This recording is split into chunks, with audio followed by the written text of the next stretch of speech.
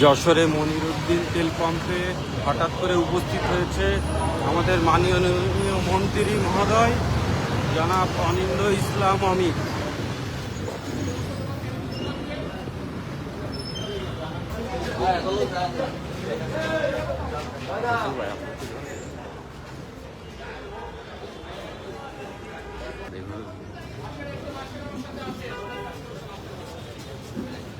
আসেন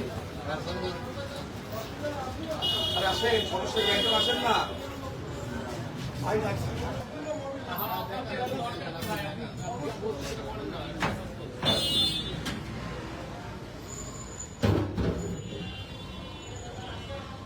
খুলে দেখাচ্ছে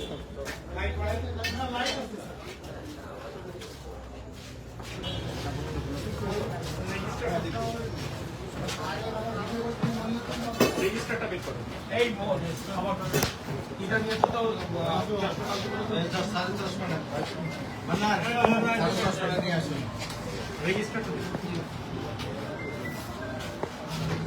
নগদ নিয়ে এলো হার না মানা হার অফার। সর্বনিম্ন 10,000 টাকা রেমিটেন্স নগদে পাঠালে থাকছে স্বর্ণের হার জেতার সুযোগ।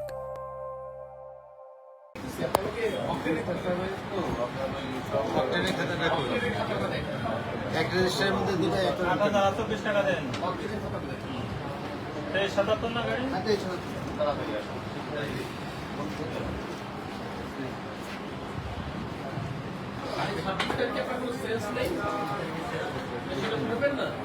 কোনটা অকেন? 20 তারিখে সেলস গতকালকে বন্ধ ছিল না, 26 সময় আমাদের সেলস ছিল না স্যার গতকাল।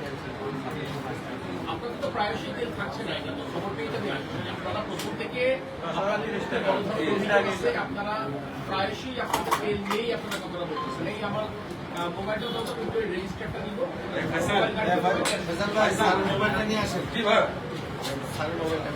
আপনার কম্পিউটার নেই, আপনার ম্যানুয়ালি নেই, তাহলে আপনি অনিয়ম যে করছেন আমি বুঝবো কি করে?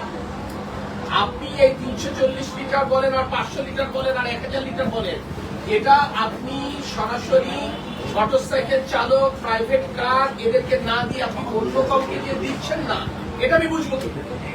আপনার কোনো ব্রেকআপ নেই, আপনি এর কোনো ডিটেলস দিতে পারছেন না, আপনাদের একটা ব্রেকআপ থাকতে হবে।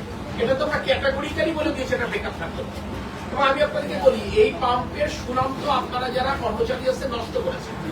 প্রথম থেকে এই পাম্পের বিরুদ্ধে ব্যাপক অভিযোগ, এখানে নিয়মিত মানুষ হয়রানির শিকার হচ্ছে এবং তারা পাচ্ছে না, বা আপনারা প্রায়শই বলতেছেন পাচ্ছে না। তো এটা তো আমরা মেজার্স নিব। এই পাম্প যদি অনিয়ম দিনের পর দিন চলে তাহলে তো সেটা তো আমরা প্রশ্রয় দিব না।